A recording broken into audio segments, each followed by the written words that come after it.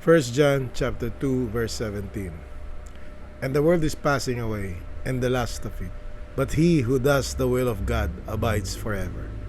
Sa Tagalog po, ang mundo at lahat ng bagay dito na hinahangad ng tao ay mawawala. Ngunit ang taong sumusunod sa kalooban ng Diyos ay mabubuhay magpakailanman. So nabubuhay tayo sa isang pabago-bagong mundo. Walang anumang ating nakikita ang magtatagal ng walang katapusan.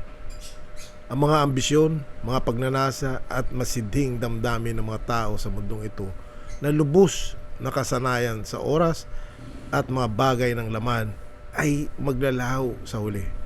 May mga puwersa na gumagana sa mundo, spiritual at material na puwersa na labis na makapangyarihan kaysa sa atin. Puwersang hindi natin kayang kontrolin.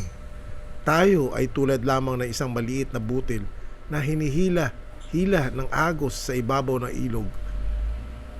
Nagpapakita ng ating kahinaan at limitadong impluensya sa mas malalim na puwersa na nagpapahulma ng ating buhay. Meron bang paraan upang makahanap ng katiyakan na hindi maglalaho? Meron bang paraan upang makahanap ng seguridad? Oo, ito ay simple.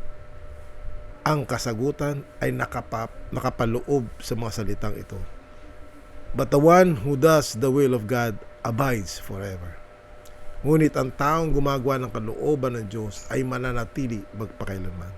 Sa huli, ang plano ng Diyos ay mananatili kapag ang lahat ng iba ay bumaksak at naglaho, nagiging pansamantala at hindi tiyak, letting us down and possibly even deceiving us.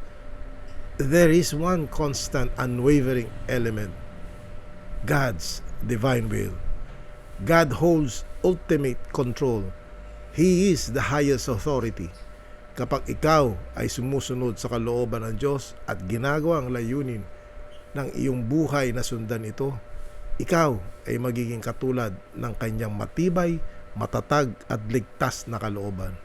Bagamat maaring magbago ang mga kalagayan at ang mundo ay magbabago, mananatili ang kalooban ng Diyos na matibay, matatag at hindi matitinag. At maaari kang maging katulad nito kung itataguyod mo ito ng may determinasyon at matatag na kaisipan.